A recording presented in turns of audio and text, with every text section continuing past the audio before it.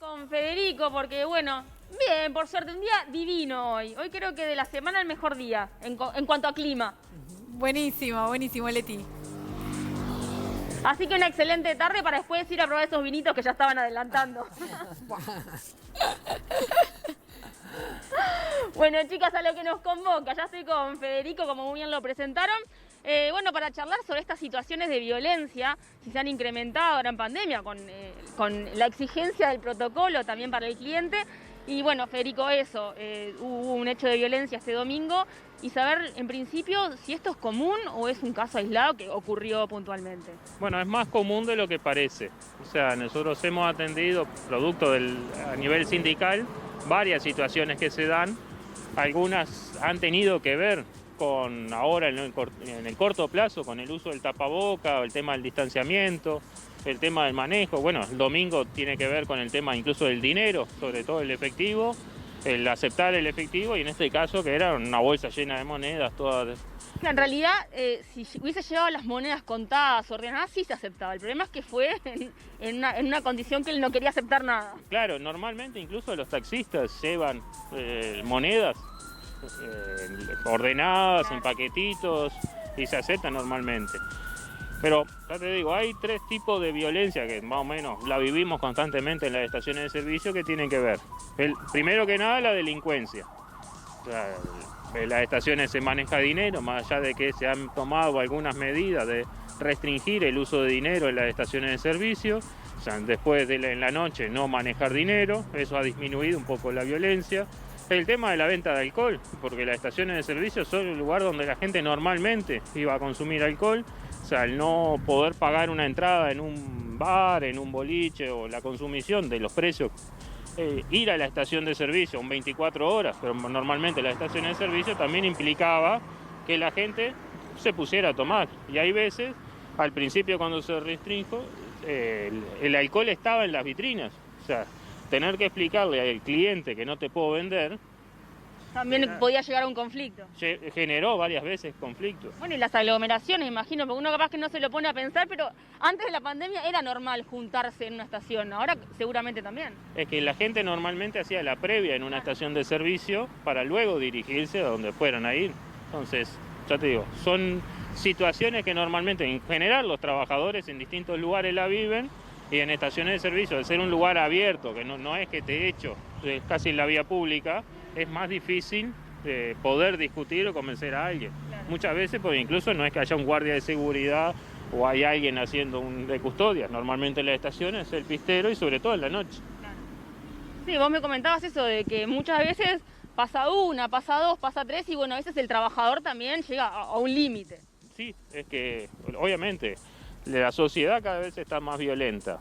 No escapa también a los trabajadores de estaciones de servicio, como seguramente los hechos de violencia que hemos visto este último tiempo también son otros trabajadores, digo, porque la mayoría de la población es trabajadora, por lo tanto, el que ejerce violencia contra el pistero o el propio pistero son trabajadores que tienen sus problemas, que a veces lo canalizan en una situación como esa, que está mal, y que obviamente hay que buscar, las empresas están obligadas a proteger a los trabajadores y que tienen que trabajar en un ambiente más controlado. Claro, ¿hay un reglamento, algo que regule los protocolos que tienen que llevar a cabo los trabajadores de las estaciones?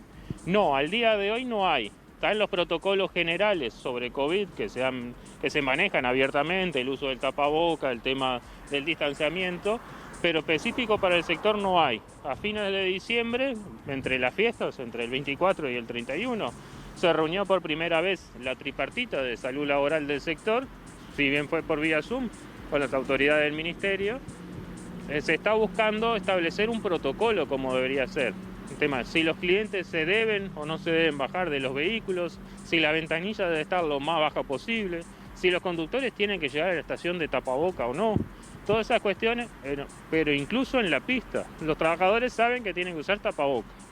En la mayoría de los casos el tapaboca es propiedad del trabajador, se lo compró él y la empresa no suministra tapabocas. Incluso siempre está la discusión en un lugar donde estoy constantemente con público, ¿cuántos tapabocas en el turno tengo que usar? Tengo que estar 8 horas con el mismo tapaboca, 4 horas voy a la media hora de descanso y me lo cambio. No hay nada como regularizado como para saber cómo comportarse. Exactamente, incluso, le digo a los televidentes, a ustedes mismos, vayan a una estación de servicio y fíjense si en algún lugar hay alcohol en gel en la pista para que los propios trabajadores se pongan alcohol en gel, incluso guantes. Los trabajadores de estaciones de servicio deberían, producto del combustible, tener guantes de seguridad. Claro. Debería ser una costumbre. Ahora, si vamos a las estaciones de servicio, las empresas no proveen guantes y son elementos de seguridad de los trabajadores que deben las empresas suministrar. Me comentabas también de que hay veces que para facilitar sacan la mercadería afuera para que el cliente no tenga que ingresar y tener que ponerse tapaboca y exigírselo. Sí, bueno, eso, mucha gente ha encontrado una molestia en el uso del tapaboca, incluso hay gente que considera que la pandemia no existe, que no hay que usar tapaboca, que es al contrario, que usar tapaboca te está envenenando a vos mismo porque estás respirando tu propio dióxido de carbono, y que no hay que usar tapaboca. Algunas estaciones, en vez de buscar mecanismos de prohibirle a esa gente ingresar, lo que han hecho es sacar mercadería a la pista. Como es un lugar abierto, supuestamente no hay que usar tapaboca, y el mismo pistero está sobrecargado de tareas, vendiendo más productos de lo que debería vender, haciéndose, de alguna manera la empresa lo hacen responsable, porque si falta esa mercadería se la descuentan a los trabajadores, y no hay ningún protocolo que establezca cómo se debe vender eso. Exacto. Bueno, y yendo bien a lo que es la función y el trabajo, ¿cómo ha sido el trabajo en pandemia de los trabajadores? ¿Se pudo hacer como una burbuja, como para ir rotando y que no haya contagios? Bueno, el 13 de marzo se anunció el estado de alerta por el producto de la pandemia en Uruguay. A partir de ese momento nosotros ya nos pusimos en contacto con la UNVENU, que es la gremial del sector de estaciones de servicio. El miércoles siguiente, creo que fue el 17, nos reunimos en la UNVENU con la directiva. Ahí estuvimos coordinando qué medidas aplicar. No conocíamos cómo iba a afectar, teníamos algunas noticias de otros países, pero empezamos a discutir, a adelantar licencias para los trabajadores que no perdieran salario, buscar mecanismos de seguro de paro y seguro de paro rotativo, el seguro de paro parcial, disminuir la cantidad de horas de trabajo, y obviamente la segunda quincena de marzo y la primera quincena de abril fueron las que más se afectó el sector, con caídas enormes de las ventas de combustible, incluso en algunos casos más del 50%. Hay estaciones que tomaron distintas medidas, producto también de lo que han hecho otros países que ya la habían empezado la pandemia antes que nosotros, desde enviar a trabajadores a un seguro de paro parcial, eso, disminuir la cantidad de horas que estén para que todos los trabajadores sigan vinculados y si uno se enferma poder contar con el resto de los trabajadores. En algunos casos, en pocos, lamentablemente, se buscó hacer burbujas. Lo que hoy hablamos más comúnmente como la burbuja es no mezclar los turnos, que haya un espacio de tiempo entre el turno de la mañana y el turno de la tarde, o sea, que no es que llegan los de la tarde y se ponen a los besos y a los abrazos con el de la mañana. Una medida que sí ha complicado bastante, que fue más difícil de acatar, pero de la población en general, es que normalmente estar las 8 horas en la pista, en el público, lo que ha hecho es que la gente normalmente tomaba mate, o sea, había un mate. Sí, cambiar los hábitos de trabajo. Y que eso le ha costado, pero obviamente cada vez con más fuerza. O sea, si estamos las 8 horas juntos, ¿cómo nos vamos a tomar mates? Igual si nos vamos a contagiar no es por el mate. Eso ha llevado su tiempo, ha llevado su costumbre.